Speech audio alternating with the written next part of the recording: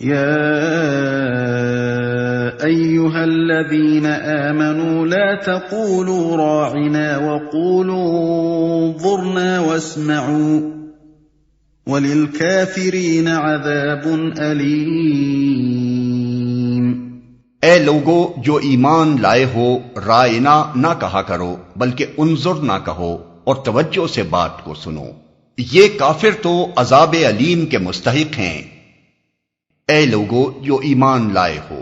اس رکوع اور اس کے بعد والے رکوع میں نبی صلی اللہ علیہ وسلم کی پیروی اختیار کرنے والوں کو ان شرارتوں سے خبردار کیا گیا ہے جو اسلام اور اسلامی جماعت کے خلاف یہودیوں کی طرف سے کی جا رہی تھی۔ ان شبہات کے جوابات دیے گئے ہیں جو یہ لوگ مسلمانوں کے دلوں میں پیدا کرنے کی کوشش کرتے تھے، اور ان خاص نکات پر کلام کیا گیا ہے جو مسلمانوں کے ساتھ یہودیوں کی گفتگو میں زیر بحث آیا کرتے تھے۔ اس موقع پر یہ بات پیش نظر رکھنی چاہیے کہ جب نبی صلی اللہ علیہ وسلم مدینے پہنچے اور ان اطراف میں اسلام کی دعوت پھیلنی شروع ہوئی تو یہودی جگہ جگہ مسلمانوں کو مذہبی بحثوں میں الجھانے کی کوشش کرتے تھے۔ اپنی موشگافیوں اور تشکیکات اور سوال میں سے سوال نکالنے کی بیماری ان سیدھے اور سچے لوگوں کو بھی لگانا چاہتے تھے، اور خود نبی اکرم صلی اللہ علیہ وسلم کی مجلس میں آ کر پرفریب مکارانہ باتیں کر کے اپنی گھٹیا درجے کی ذہنیت کا ثبوت دیا کرتے تھے۔ توجہ سے بات کو سنو۔ یہودی جب حضرت صلی اللہ علیہ وسلم کی مجلس میں آتے تو اپنے سلام اور کلام میں ہر ممکن طریقے سے اپنے دل کا بخار نکالنے کی کوشش کرتے تھے۔ زبانی الفاظ بولتے، زور سے کچھ کہتے اور زیر لب کچھ اور کہہ دیتے، اور ظاہری ادب آداب برقرار رکھتے ہوئے در پردہ آپ کی توہین کرنے میں کوئی دقیقہ اٹھا نہ رکھتے تھے۔ قرآن میں آگے چل کر اس کی متعدد مثالیں بیان کی گئی ہیں۔ یہاں جس خاص لفظ کے استعمال سے مسلمانوں کو روکا گیا ہے یہ ایک ذو معنی لفظ تھا۔ جب حضرت صلی اللہ علیہ وسلم کی گفتگو کے دوران میں یہودیوں کو کبھی یہ کہنے کی ضرورت پیش آتی کہ ٹھہریے ذرا ہمیں یہ بات سمجھ لینے دیجئے تو وہ راعنا کہتے۔ اس لفظ کا ظاہری مفہوم تو یہ تھا کہ ذرا ہماری رعایت کیجئے یا ہماری بات سن لیجئے، مگر اس میں کئی احتمالات اور بھی تھے۔ مثلا عبرانی میں اس سے ملتا جلتا ایک لفظ تھا جس کے معنی تھے سن تو بہرا ہو جائے، اور خود عربی میں اس کے معنی ایک صاحب رعونت اور جاہل و احمق کے بھی تھے، اور گفتگو میں یہ ایسے موقع پر بھی بولا جاتا تھا جب یہ کہنا ہو کہ تم ہماری سنو تو ہم تمہاری سنیں، اور ذرا زبان کو لچکا دے کر راعینا بھی بنا لیا جاتا تھا جس کے معنی اے ہمارے چرواہے کے تھے۔ اس لیے مسلمانوں کو حکم دیا گیا کہ تم اس لفظ کے استعمال سے پرہیز کرو اور اس کے بجائے انظر نہ کہا کرو، یعنی ہماری طرف توجہ فرمائیے یا ذرا ہمیں سمجھ لینے دیجیے۔ پھر فرمایا کہ توجہ سے بات کو سنو، یعنی یہودیوں کو تو بار بار یہ کہنے کی ضرورت اس لیے پیش آتی ہے کہ وہ نبی کی بات پر توجہ نہیں کرتے اور ان کی تقریر کے دوران میں وہ اپنے ہی خیالات میں الجھے رہتے ہیں، مگر تمہیں غور سے نبی کی باتیں سننی چاہیے تاکہ یہ کہنے کی ضرورت ہی نہ پیش آئے۔ ما يود الذين كفروا من أهل الكتاب ولا المشركين أن ينزل عليكم من خير من ربكم والله يختص برحمته من يشاء والله ذو الفضل العظيم۔ یہ لوگ جنہوں نے دعوت حق کو قبول کرنے سے انکار کر دیا ہے، خواہ اہل کتاب میں سے ہوں یا مشرک ہوں، ہرگز یہ پسند نہیں کرتے کہ تمہارے رب کی طرف سے تم پر کوئی بھلائی نازل ہو، مگر اللہ جس کو چاہتا ہے اپنی رحمت کے لیے چن لیتا ہے اور وہ بڑا فضل فرمانے والا ہے۔ ما ننسخ من آية أو ننسها نأت بخير منها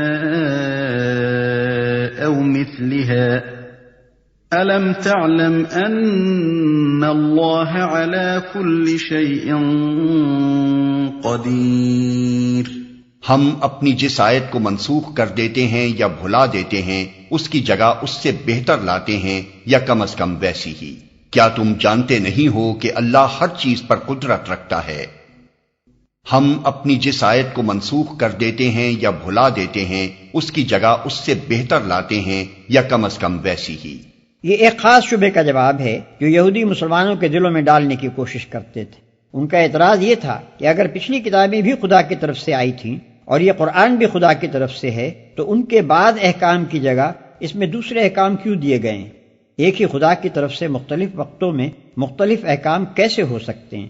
پھر تمہارا قرآن یہ دعویٰ کرتا ہے کہ یہودی اور عیسائی اس تعلیم کے ایک حصے کو بھول گئے جو انہیں دی گئی تھی، آخر یہ کیسے ہو سکتا ہے کہ خدا کی دی ہوئی تعلیم اور وہ حافظوں سے محو ہو جائے؟ یہ ساری باتیں وہ تحقیق کی خاطر نہیں بلکہ اس لیے کرتے تھے کہ مسلمانوں کو قرآن کے من جانب اللہ ہونے میں شک ہو جائے۔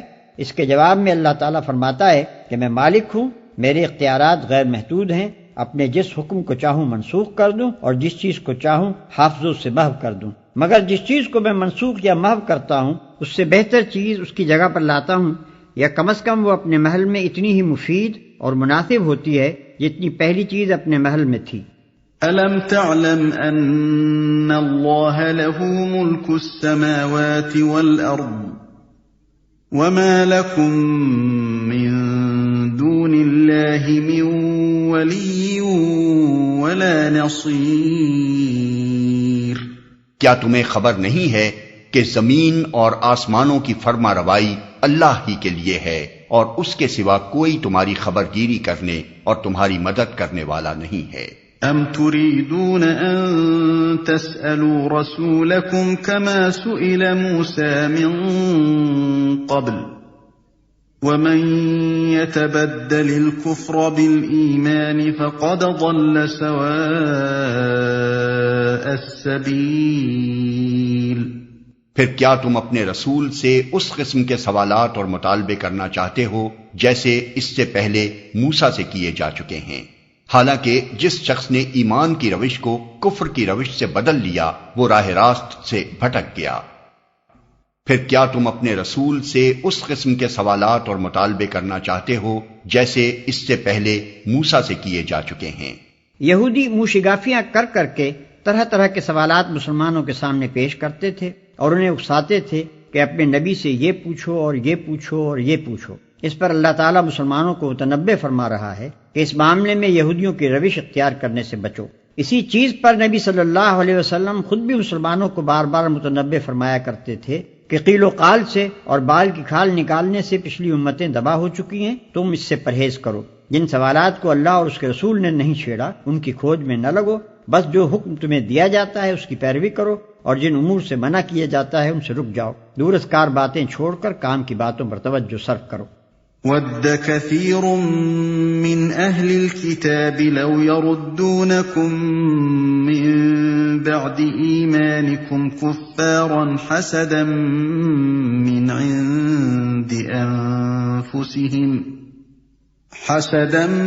مِّنْ عِندِ أَنفُسِهِم مِّن بَعْدِ مَا تَبَيَّنَ لَهُمُ الْحَقُّ فَاعْفُوا وَاصْفَحُوا حَتَّى يَأْتِيَ اللَّهُ بِأَمْرِهِ إِنَّ اللَّهَ عَلَى كُلِّ شَيْءٍ قَدِيرٌ۔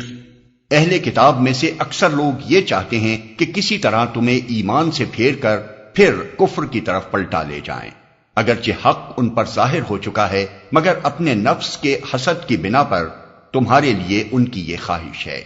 اس کے جواب میں تم عفو و درگزر سے کام لو یہاں تک کہ اللہ خود ہی اپنا فیصلہ نافذ کر دے۔ مطمئن رہو کہ اللہ تعالی ہر چیز پر قدرت رکھتا ہے۔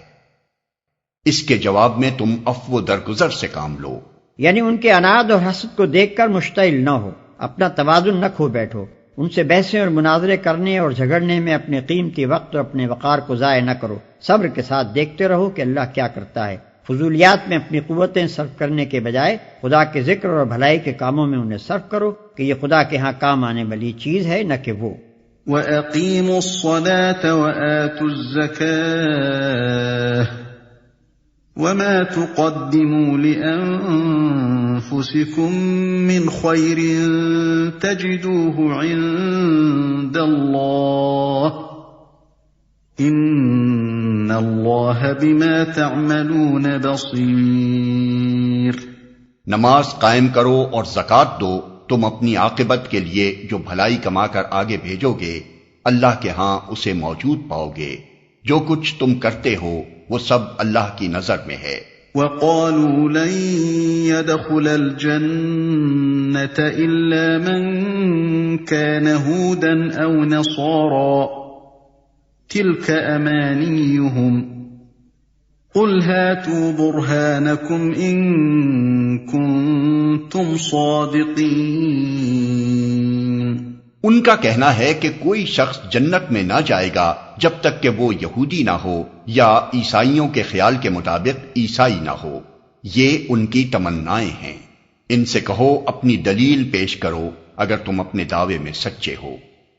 یہ ان کی تمنائیں ہیں، یعنی دراصل یہ ہیں تو محض ان کے دل کی خواہشیں اور آرزوئیں، مگر وہ انہیں اس طرح بیان کر رہے ہیں کہ گویا فی الواقع یہی کچھ ہونے والا ہے۔ بلى من أسلم وجهه لله وهو محسن فله أجره عند ربه ولا خوف عليهم ولا هم يحزنون۔ دراصل نہ تمہاری کچھ خصوصیت ہے نہ کسی اور کی، حق یہ ہے کہ جو بھی اپنی ہستی کو اللہ کی اطاعت میں سونپ دے اور عملاً نیک روش پر چلے، اس کے لیے اس کے رب کے پاس اس کا اجر ہے، اور ایسے لوگوں کے لیے کسی خوف یا رنج کا کوئی موقع نہیں۔